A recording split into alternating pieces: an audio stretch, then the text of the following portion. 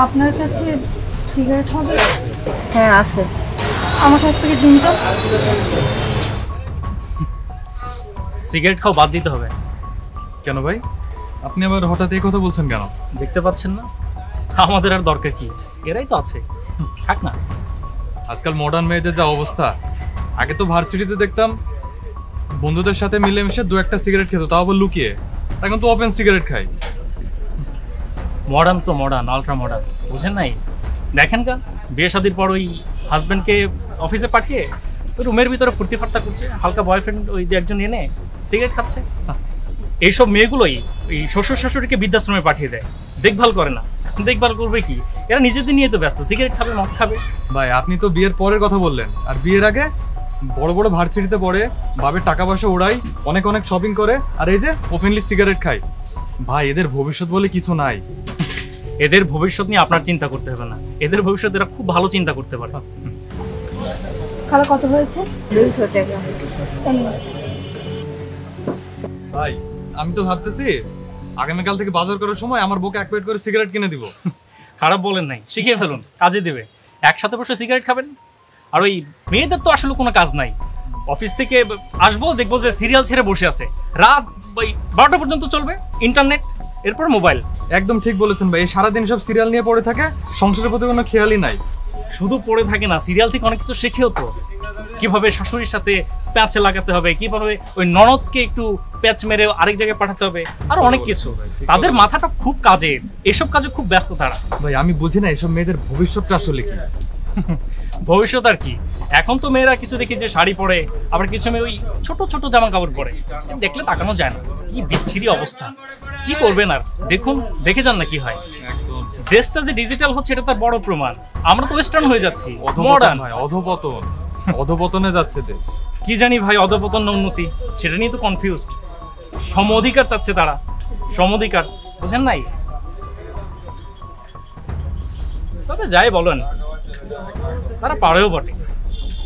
এই যে এত কিছু করে, মানে মানে তাদের কি কোনো মানে স্বস্তি নাই? মানে এই যে প্যাঁচ ঘুষ।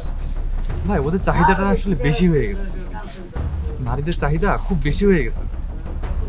এই চাহিদার জন্যই তো হাজবেন্ডগুলোকে এখন ঘুষ খেতে হচ্ছে। একদম, মানে এই চাহিদা না কমলে তো হবে না।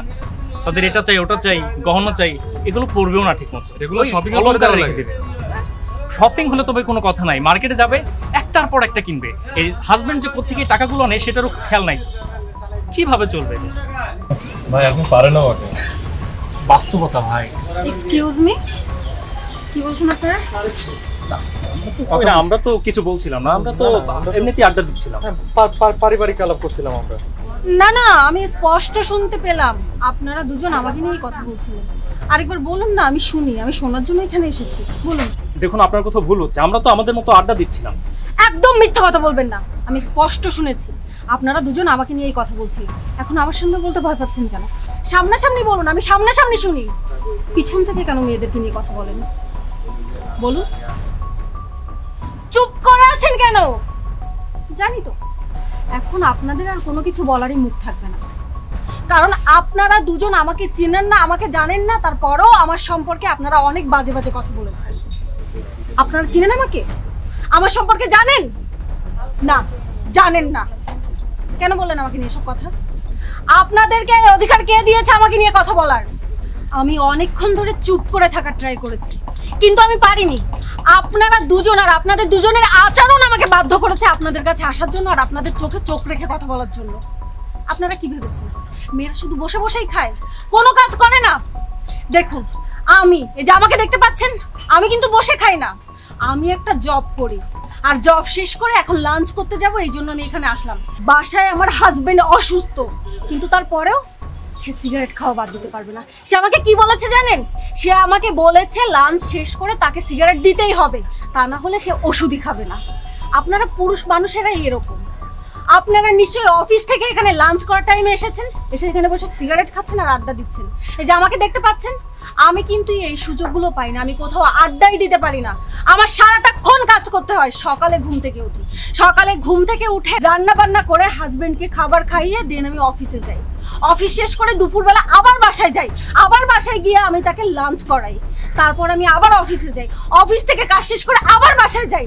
রাত্রেবেলা গিয়ে রান্না বান্না করে সব কাজ শেষ করে তারপর রাত্রেবেলায় আবারও বাসন টাসন যা থাকে না সব কিছু আমি পরিষ্কার করি। কেন জানেন? সকালবেলার জন্য, যাতে সকালবেলা আমার অফিসে যেতে লেট না হয়। আমার না কাজের একটা ধারা থাকে। কিন্তু এই যে আপনারা পুরুষ মানুষ, আপনাদের কি কাজ? আপনাদের একটাই কাজ, অফিসে যাওয়া, অফিস থেকে বাসায় যাওয়া, আড্ডা দেওয়া, আর কোনো কাজ থাকে না। কিন্তু এই যে মেয়েদের দেখতে পাচ্ছেন, মেয়েরা কিন্তু সকাল থেকে শুরু করে রাত 12টা অবধি কাজ করে। আর আমার মতো যারা জব করে তাদের তো কোনো কথাই নেই। তাদের ঘুমোতে না রাত 2টোই বেজে যায়, আমরা ঠিক মতো ঘুমোতেও পারি না।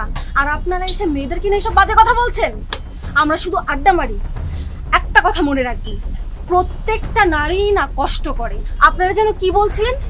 মেয়েরা সারাদিন সিরিয়াল দেখে, ইন্টারনেট ইউজ করে, ফোন নিয়ে পড়ে থাকে। না, সব মেয়েরা এই কাজগুলো করে না। হ্যাঁ, কিছু কিছু মেয়েরা এই কাজগুলো করে, আমি অস্বীকার করব না। কিন্তু তার কারণে আপনারা সব মেয়েদেরকে একই পাল্লায় মাপতে পারেন না। এই যে আপনাদের মতো পুরুষ মানুষের সাকসেসের পিছনে না একজন নারীই থাকে। এটা সৃষ্টির শুরু থেকেই হয়ে আসছে। আর আপনারা কিনা মেয়েদেরকে নিয়ে বাজে কথা বলেন। আচ্ছা, আপনাদের কি একবারও বুক কাঁপেনি? আপনাদের বাসায় কি মা নেই, বোন নেই? আপনারা তো একজন মায়ের সন্তান, তাই না? 10 মাস 10 দিন আপনার মা আপনাকে গর্ভ ধারণ করে তারপর এই পৃথিবীতে এনেছে। আপনারা ঘুরুন না, ঘুরুন, পেটে একটা ইট বেঁধে 1 সপ্তাহের মতো ঘুরুন, দেখুন কতটা কষ্ট হয়। না 1 সপ্তাহ না, আপনারা জাস্ট কয়েকটা ঘন্টা ঘুরুন। জানি পারবেন না। আর এভাবে প্রেগনেন্ট থাকা অবস্থায় না কাজ করা অত সোজা না।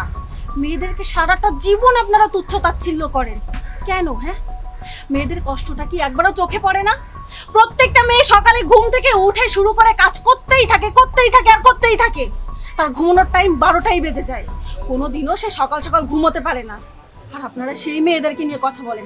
আপনাদের লজ্জা করা উচিত। ছি, কারো সম্পর্কে না জেনে না বুঝে জাজ করবেন না। আরে আপনারা তো এরকম পুরুষ মানুষ, আপনারা শাওয়ার নেওয়ার পরে না ভিজে টাওয়ালটা এটাও শুকাতে দিতে পারেন না, জুতোর ফিতেটাও ঠিক মতো বাঁধতে পারেন না। আর আপনারা কিনা বড় বড় কথা বলেন। আপনাদের সঙ্গে তর্ক করার মতো না মন মানসিকতা আমার ছিল না। কিন্তু আপনারা দুজনে আমাকে বাধ্য করেছেন। বাসায় গেলে আমার অনেক কাজ, আমার হাজবেন্ডকে খাওয়াতে হবে, ওষুধ খাওয়াতে হবে, আমার অফিসে যেতে হবে। কিন্তু আপনাদের সঙ্গে তর্ক করে এখানে আমি আমার সময় নষ্ট করেছি। হোয়াটএভার, তাতে কিচ্ছু এসে যায় না। কিন্তু আপনারা সারাটা জীবন একটা কথা মাথায় রাখবেন, এখনকার পৃথিবীতে না নারীরা পিছিয়ে নেই। আমাদের বাংলাদেশের প্রধানমন্ত্রী নারী, শিক্ষামন্ত্রী নারী, আর অনেক মেয়েরাই ভালো ভালো জব করে। তাহলে অধিকারের বেলায় কেন নারীরা পিছিয়ে থাকবে? হ্যাঁ, নারীরা পিছিয়ে থাকবে না। আপনারা একটা কথা সারা জীবন মাথায় রাখবেন, আমরা নারী, আমরা কোথাও নাহি হারি। আমরা চেষ্টা করলে অনেক কিছুই পারি। Mind it.